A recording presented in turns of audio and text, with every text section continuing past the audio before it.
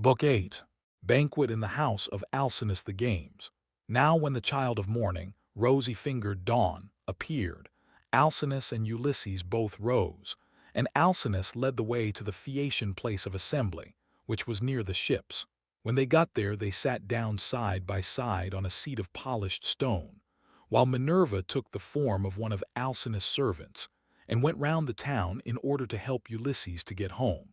She went up to the citizens, man by man, and said, "Aldermen and town councillors of the Phaeacians, come to the assembly, all of you, and listen to the stranger who has just come off a long voyage to the house of King Alcinous. He looks like an immortal god." With these words she made them all want to come, and they flocked to the assembly till seats and standing room were alike crowded. Every one was struck with the appearance of Ulysses, for Minerva had beautified him about the head and shoulders, making him look taller and stouter than he really was, that he might impress the Phaeacians favorably as being a very remarkable man, and might come off well in the many trials of skill to which they would challenge him. Then when they were got together Alcinous spoke. "Hear me," said he, "aldermen and town councillors of the Phaeacians, that I may speak even as I am minded. This stranger, whoever he may be, has found his way to my house from somewhere or other, either east or west. He wants an escort, and wishes to have the matter settled. Let us then get one ready for him, as we have done for others before him. Indeed, no one who ever yet came to my house has been able to complain of me for not speeding on his way soon enough. Let us draw a ship into the sea, one that has never yet made a voyage, and man her with 52 of our smartest young sailors. Then when you have made fast your oars each by his own seat, leave the ship and come to my house to prepare a feast. I will find you in everything. I am giving these instructions to the young men who will form the crew, for as regards you aldermen and town councillors, you will join me in entertaining our guest in the cloisters. I can take no excuses, and we will have Demodocus to sing to us, for there is no bard like him whatever he may choose to sing about." Alcinous then led the way, and the others followed after, while a servant went to fetch Demodocus.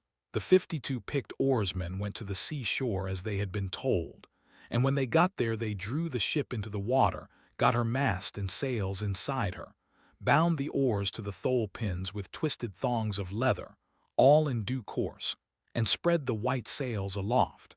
They moored the vessel a little way out from land, and then came on shore and went to the house of King Alcinous. The outhouses, yards, and all the precincts were filled with crowds of men in great multitudes, both old and young, and Alcinous killed them 12 sheep, 8 full-grown pigs, and 2 oxen. These they skinned and dressed, so as to provide a magnificent banquet. A servant presently led in the famous bard Demodocus, whom the Muse had dearly loved, but to whom she had given both good and evil, for though she had endowed him with a divine gift of song, she had robbed him of his eyesight. Pontonous set a seat for him among the guests, leaning it up against a bearing post. He hung the lyre for him on a peg over his head, and showed him where he was to feel for it with his hands. He also set a fair table with a basket of victuals by his side, and a cup of wine from which he might drink whenever he was so disposed. The company then laid their hands upon the good things that were before them, but as soon as they had had enough to eat and drink, the Muse inspired Demodocus to sing the feats of heroes, and more especially a matter that was then in the mouths of all men, to wit, the quarrel between Ulysses and Achilles, and the fierce words that they heaped on one another as they sat together at a banquet. But Agamemnon was glad when he heard his chieftains quarreling with one another, for Apollo had foretold him this at Pytho, when he crossed the stone floor to consult the oracle. Here was the beginning of the evil that, by the will of Jove, fell both upon Danaans and Trojans. Thus sang the bard, but Ulysses drew his purple mantle over his head and covered his face, for he was ashamed to let the Phaeacians see that he was weeping. When the bard left off singing, he wiped the tears from his eyes, uncovered his face, and taking his cup, made a drink offering to the gods. But when the Phaeacians pressed Demodocus to sing further, for they delighted in his lays, then Ulysses again drew his mantle over his head and wept bitterly. No one noticed his distress except Alcinous, who was sitting near him, and heard the heavy sighs that he was heaving. So he at once said, "Aldermen and town councillors of the Phaeacians, we have had enough now, both of the feast and of the minstrelsy that is its due accompaniment. Let us proceed therefore to the athletic sports, so that our guest on his return home may be able to tell his friends how much we surpass all other nations as boxers, wrestlers, jumpers, and runners." With these words he led the way, and the others followed after. A servant hung Demodocus's lyre on its peg for him, led him out of the cloister, and set him on the same way as that along which all the chief men of the Phaeacians were going to see the sports. A crowd of several thousands of people followed them, and there were many excellent competitors for all the prizes. Acronios, Ossialus, Elatrius, Naudius, Primnius, Anchialus, Eretmius, Pontius, Prorius, Thune, Anabsinius, and Amphialus son of Polynius son of Tecton. There was also Euryalus son of Naubolus, who was like Mars himself, and was the best-looking man among the Phaeacians except Laodamas. 3 sons of Alcinous, Laodamas, Halios, and Clytoneus, competed also. The foot races came first. The course was set out for them from the starting post, and they raised a dust upon the plain as they all flew forward at the same moment. Clytoneus came in first by a long way. He left everyone else behind him by the length of the furrow that a couple of mules can plow in a fallow field. They then turned to the painful art of wrestling, and here Euryalus proved to be the best man.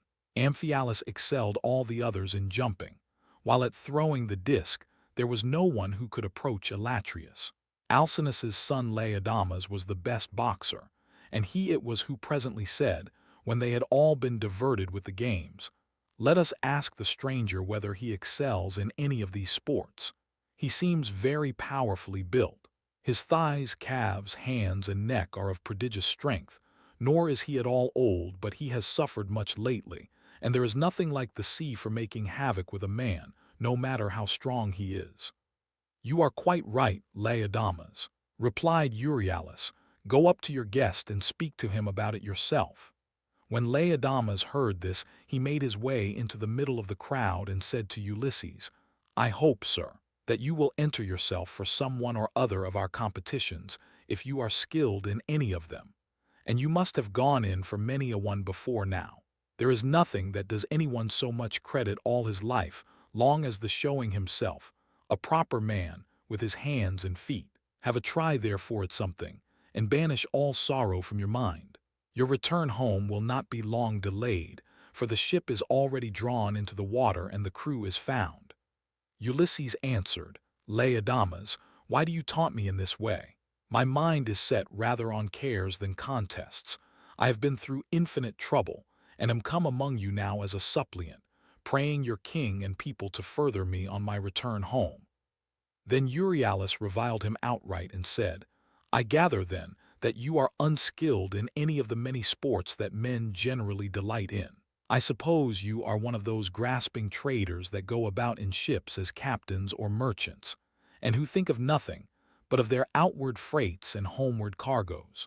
There does not seem to be much of the athlete about you." "For shame, sir," answered Ulysses fiercely. "You are an insolent fellow. So true is it that the gods do not grace all men alike in speech, person, and understanding.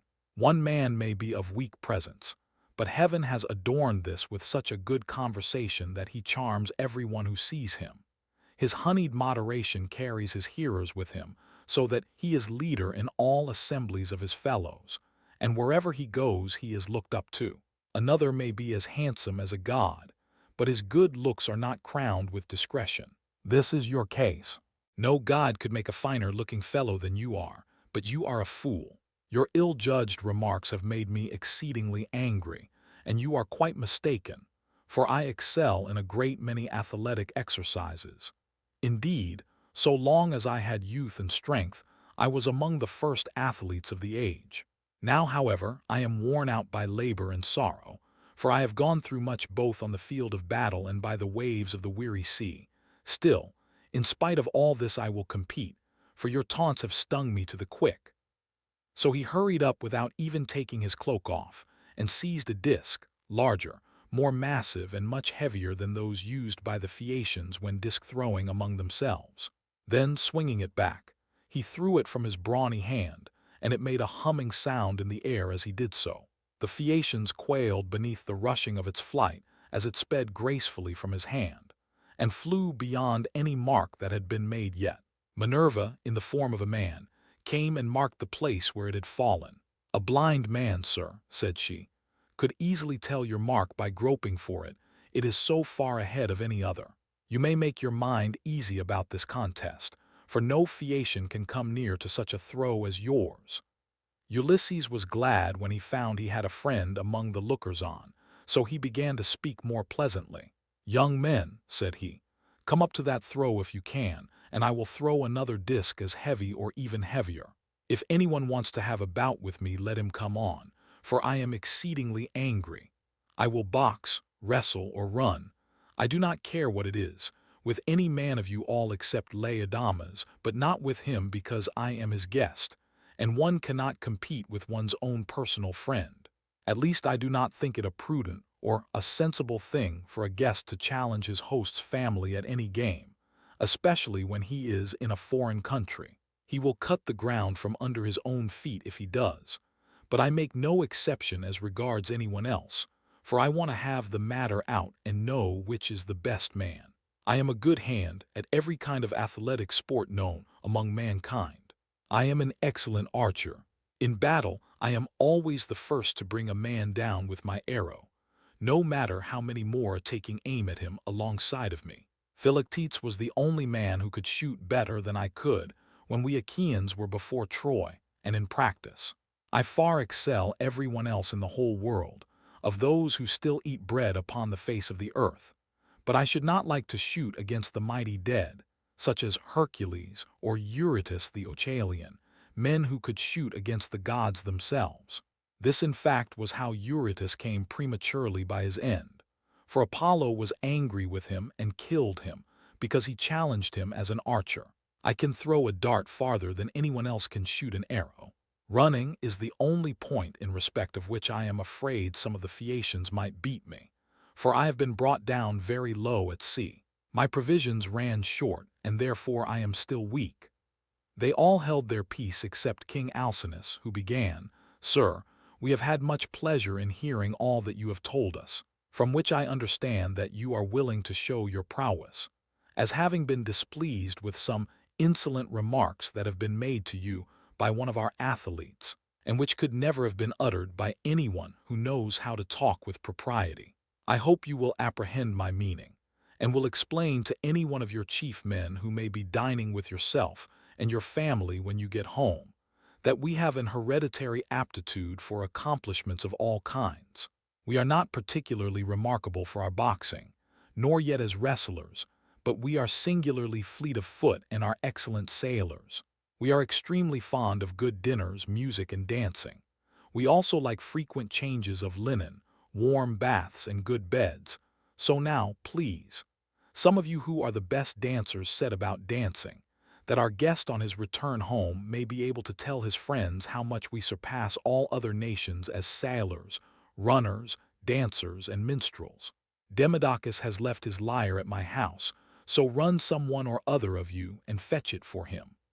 On this, a servant hurried off to bring the lyre from the king's house, and the 9 men who had been chosen as stewards stood forward.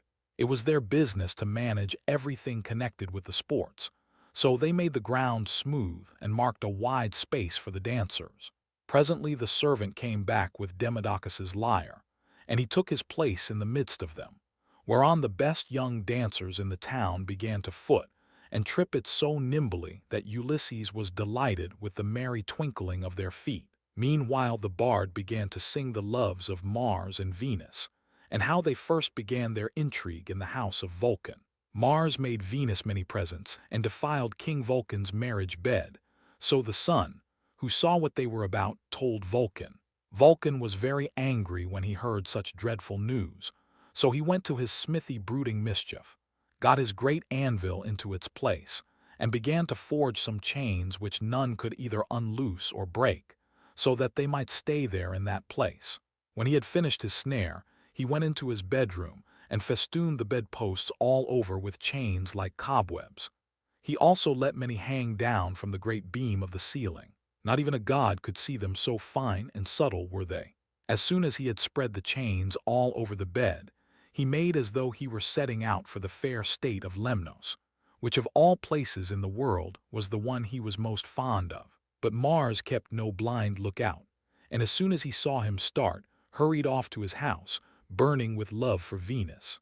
Now Venus was just come in from a visit to her father Jove, and was about sitting down when Mars came inside the house, and said as he took her hand in his own, "Let us go to the couch of Vulcan. He is not at home, but is gone off to Lemnos among the Cynthians, whose speech is barbarous." She was nothing loth, so they went to the couch to take their rest, whereon they were caught in the toils which cunning Vulcan had spread for them, and could neither get up nor stir hand or foot, but found too late that they were in a trap. Then Vulcan came up to them, for he had turned back before reaching Lemnos.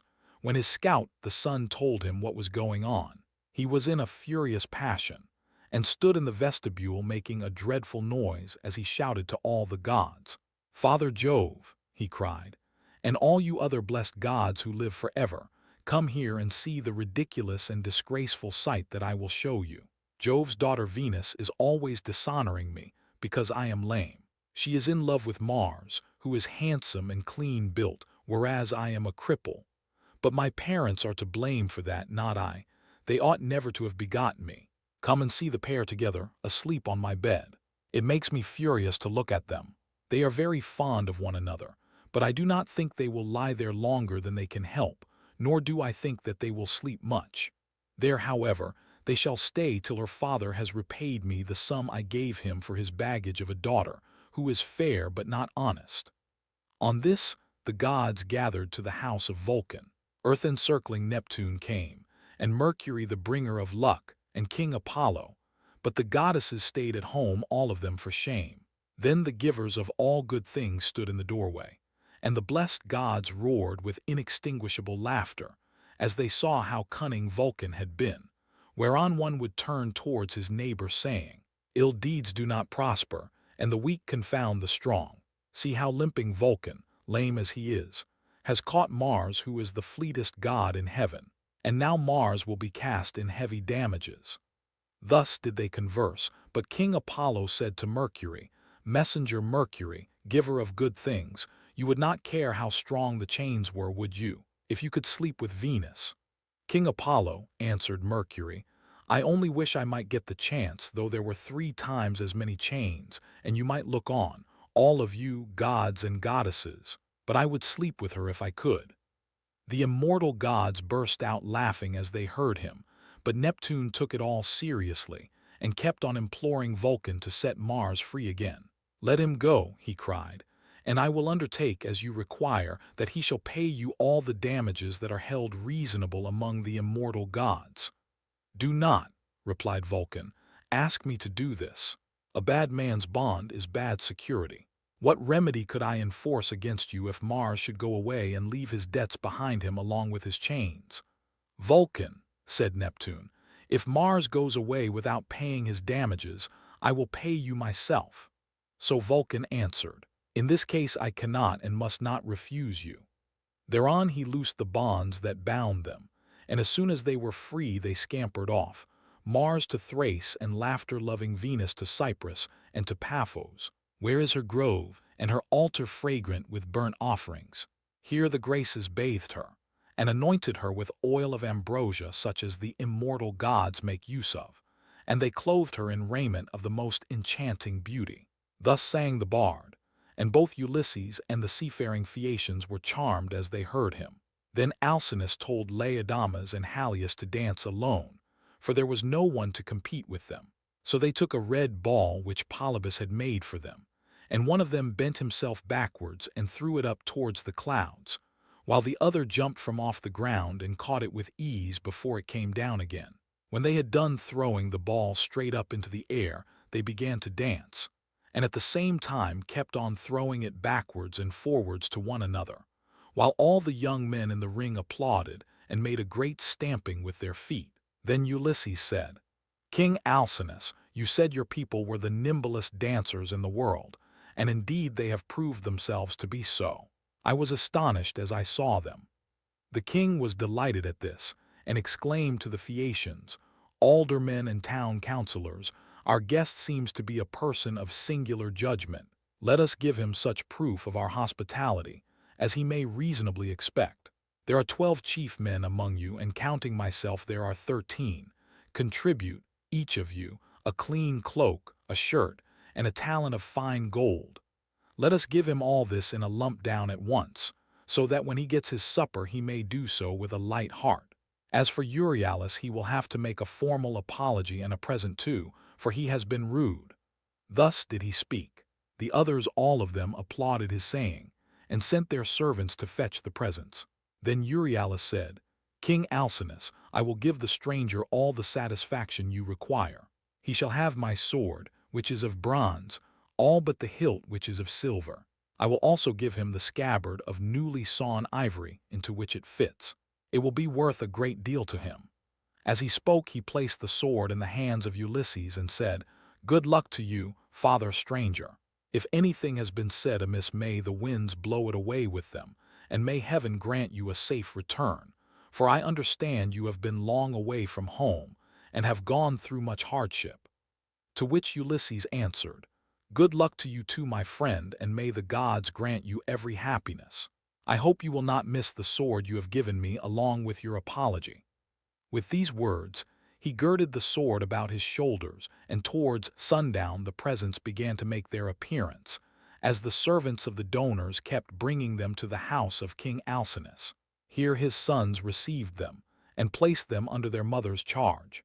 Then Alcinous led the way to the house, and bade his guests take their seats. Wife, said he, turning to Queen Arete, go, fetch the best chest we have, and put a clean cloak and shirt in it. Also, set a copper on the fire and heat some water. Our guest will take a warm bath. See also to the careful packing of the presents that the noble Phaeacians have made him. He will thus better enjoy both his supper and the singing that will follow. I shall myself give him this golden goblet, which is of exquisite workmanship, that he may be reminded of me for the rest of his life whenever he makes a drink offering to Jove, or to any of the gods. Then Arete told her maids to set a large tripod upon the fire as fast as they could, whereon they set a tripod full of bath water on to a clear fire. They threw on sticks to make it blaze, and the water became hot as the flame played about the belly of the tripod. Meanwhile Arete brought a magnificent chest from her own room, and inside it she packed all the beautiful presents of gold and raiment which the Phaeacians had brought. Lastly, she added a cloak and a good shirt from Alcinous, and said to Ulysses, See to the lid yourself, and have the whole bound round at once, for fear anyone should rob you by the way when you are asleep in your ship. When Ulysses heard this, he put the lid on the chest and made it fast with a bond that Circe had taught him. He had done so before an upper servant told him to come to the bath and wash himself.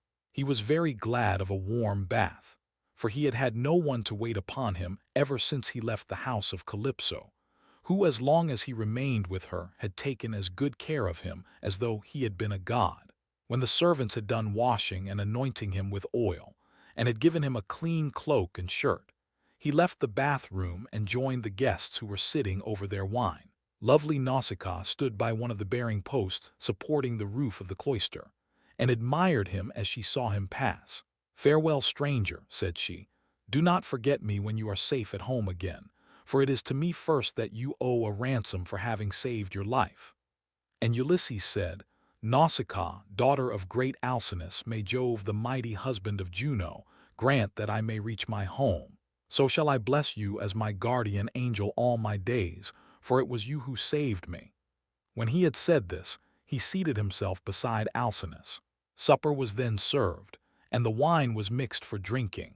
A servant led in the favorite bard Demodocus, and set him in the midst of the company, near one of the bearing posts supporting the cloister, that he might lean against it. Then Ulysses cut off a piece of roast pork with plenty of fat, for there was abundance left on the joint, and said to a servant, Take this piece of pork over to Demodocus, and tell him to eat it. For all the pain his lays may cause me, I will salute him none the less. Bards are honored and respected throughout the world, for the muse teaches them their songs and loves them. The servant carried the pork in his fingers over to Demodocus, who took it and was very much pleased. They then laid their hands on the good things that were before them, and as soon as they had had to eat and drink, Ulysses said to Demodocus, "Demodocus, there is no one in the world whom I admire more than I do you. You must have studied under the Muse, Jove's daughter, and under Apollo. So accurately do you sing the return of the Achaeans with all their sufferings and adventures. If you were not there yourself, you must have heard it all from someone who was. Now, however, change your song and tell us of the wooden horse which Epeus made with the assistance of Minerva, and which Ulysses got by stratagem into the fort of Troy, after freighting it with the men who afterwards sacked the city. If you will sing this tale aright, I will tell all the world how magnificently heaven has endowed you." The bard inspired of heaven took up the story at the point where some of the Argives set fire to their tents and sailed away, while others, hidden within the horse, were waiting with Ulysses in the Trojan place of assembly. For the Trojans themselves had drawn the horse into their fortress, and it stood there while they sat in council round it, and were in 3 minds as to what they should do. Some were for breaking it up then and there. Others would have it dragged to the top of the rock on which the fortress stood, and then thrown down the precipice, while yet others were for letting it remain as an offering and propitiation for the gods. And this was how they settled it in the end, for the city was doomed when it took in that horse, within which were all the bravest of the Argives waiting to bring death and destruction on the Trojans. Anon he sang how the sons of the Achaeans issued from the horse, and sacked the town, breaking out from their ambuscade. He sang how they overran the city hither and thither and ravaged it, and how Ulysses went raging like Mars, along with Menelaus, to the house of Deiphobus. It was there that the fight raged most furiously. Nevertheless, by Minerva's help he was victorious. All this he told, but Ulysses was overcome as he heard him, and his cheeks were wet with tears. He wept as a woman weeps when she throws herself on the body of her husband, who has fallen before his own city and people, fighting bravely in defense of his home and children. She screams aloud and flings her arms about him as he lies gasping for breath and dying. But her enemies beat her from behind about the back and shoulders, and carry her off into slavery, to a life of labor and sorrow, and the beauty fades from her cheeks. Even so piteously did Ulysses weep, but none of those present perceived his tears except Alcinous, who was sitting near him, and could hear the sobs and sighs that he was heaving. The king, therefore, at once rose and said, "Aldermen and town councillors of the Phaeacians, let Demodocus cease his song, for there are those present who do not seem to like it. From the moment that we had done supper and Demodocus began to sing, our guest has been all the time groaning and lamenting. He is evidently in great trouble, so let the bard leave off, that we may all enjoy ourselves, hosts and guests alike. This will be much more as it should be, for all these festivities, with the escort and the presents that we are making with so much goodwill, are wholly in his honor. And anyone with even a moderate amount of right feeling knows that he ought to treat a guest and a suppliant as though he were his own brother. Therefore, sir, do you on your part affect no more concealment nor reserve in the matter about which I shall ask you. It will be more polite in you to give me a plain answer. Tell me the name by which your father and mother over yonder used to call you, and by which you were known among your neighbors and fellow citizens. There is no one, neither rich nor poor, who is absolutely without any name whatever, for people's fathers and mothers give them names as soon as they are born. Tell me also your country, nation, and city, that our ships may shape their purpose accordingly and take you there. For the Phaeacians have no pilots. Their vessels have no rudders as those of other nations have, but the ships themselves understand what it is that we are thinking about and want. They know all the cities and countries in the whole world, and can traverse the sea just as well even when it is covered with mist and cloud, so that there is no danger of being wrecked or coming to any harm. Still, I do remember hearing my father say that Neptune was angry with us, for being too easygoing in the matter of giving people escorts. He said that one of these days he should wreck a ship of ours as it was returning from having escorted someone, and bury our city under a high mountain. This is what my father used to say. But whether the god will carry out his threat or no is a matter which he will decide for himself. And now tell me and tell me true, where have you been wandering, and in what countries have you traveled? Tell us of the peoples themselves and of their cities, who were hostile, savage, and uncivilized, and who, on the other hand, hospitable and humane. Tell us also why you are made so unhappy on hearing about the return of the Argive, Danaans from Troy. The gods arranged all this, and sent them their misfortunes in order that future generations might have something to sing about. Did you lose some brave kinsman of your wife's when you were before Troy? A son-in-law or father-in-law? Which are the nearest relations a man has outside his own flesh and blood? Or was it some brave and kindly-natured comrade? For a good friend is as dear to a man as his own brother.